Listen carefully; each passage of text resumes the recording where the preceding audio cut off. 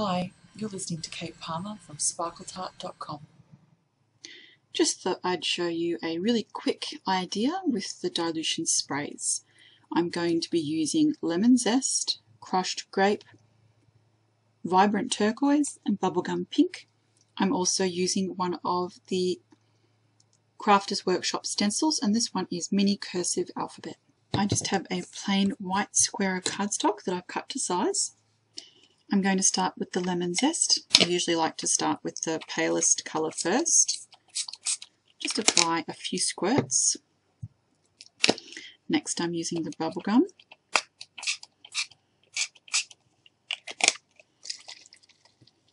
I love the way these mix. Then onto the vibrant turquoise.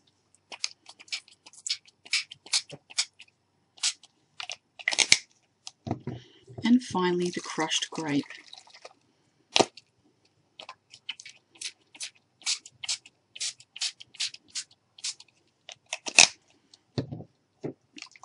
Now for me this needs a little bit more colour, so I'm going back with the lemon. And then I just have a paper towel and I'm going to swipe that across the surface. Now you can leave these darker areas if you like, or you can just give it an additional sort of pounce with the towel. Now you can see how beautiful and vibrant these colours are. I'm just going to mop up a bit more of that darker colour there. And now you can either leave it like that, or you can add a couple more colours if you wanted to. So I think I might add a tiny bit more turquoise, and then I'll probably leave it. Wow, okay, that wasn't a tiny bit, was it? Now the other thing you can do, a little bit more crushed grape to sort of help even that out a bit. And again, you can leave it like that, or you can blot the colours off. It depends on if you'd like a more vibrant look or a slightly less vibrant look. Now you can leave these to air dry, or you can dry with a heat tool, which just speeds up the process.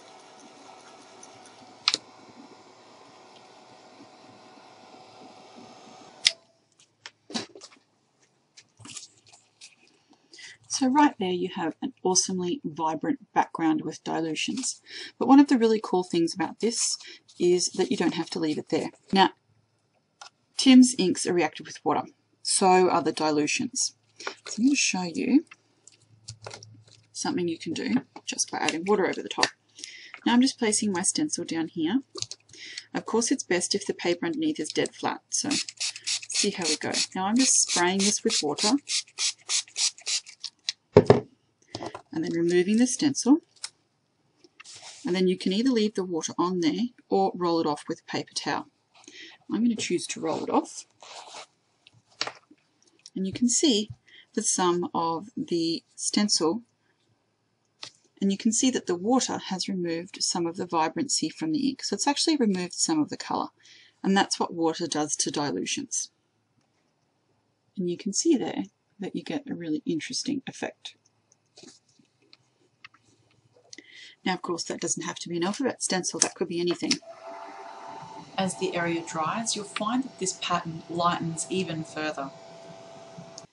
So for the next step, I'm going to be using a few different things, and I'm just going to make this into a really quick either card front or mini book page, whatever you'd like to call it. So I have some of the new stamps, again, the dilutions line here from Diane Reveille, and then I've got this cute little bird set. So I have one of Diane's stencils here, and I'm going to be using some Adirondack Snowcap and Pearl Dabber. I'm going to start by adding a layer of Snowcap around the bottom, and I'm just using that checkerboard sort of pattern. And now I'm just going to go over with the pearl for something a little bit different, and I won't put it in all the areas. Don't want it to look boring, just a few. So lifting the stencil off, and it leaves you with this really very cute border here. Now Now what that will do is it will take some of the colour from the dilutions because it's a water-based paint, so it won't end up white. But what I'm going to do now before I forget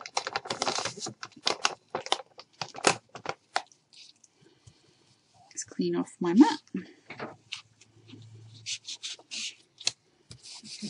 and stencil. Next I'm using Ranger's black archival ink pad, and it's called Jet Black, to stamp some flowers along the bottom, a couple of those gorgeous little birds, and I'm going to add a text stamp to the top, something small so it won't overpower the rest of the piece. So I've just used love. Next it's time for a few borders, so more of that beautiful black ink from Ranger and more dilution stamps. You can see the border, little birds, you can see the colours in the background, see little flowers and little birds down the bottom here.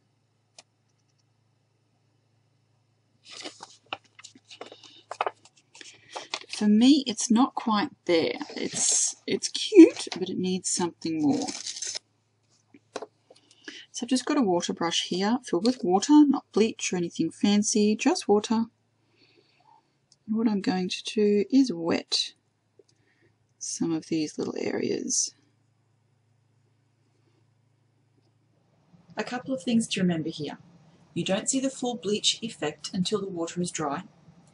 Second, you might need to do more than one layer of water. So I often do one layer, let it dry a little. If it's not bleached enough, do another. Just don't keep putting water on top of another wet surface or your cardstock might pill.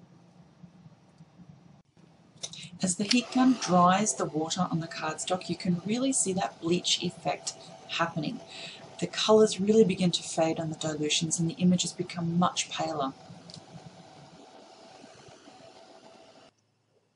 And you can see what the water has done to the dilutions. So it fades it out, bleeds the colour out. It just means that you can then add other things over the top if you want to, or you can use that as your way of colouring. You get pastel colours of whatever you put down first. So I think that's super cute. I'm going to colour it in with some pencils, and then I'm going to mount this on a card. I'll be back and show you when I'm done. I've coloured the adorable little birds and the flowers in bright colours to match the Dylusions background, but really strong so that they stand out really, really well. I've added a little rose down in one corner, and then all I've done is ink the edges black and mount on some black card to really make that beautiful coloured Dylusions background stand out. As the final touch, I've gone over my ink with a black Jelly Roll pen just to make those images pop. I hope you've gotten a few new ideas from this, and I'll see you again soon. Thanks so much for watching and have a wonderful day. Bye.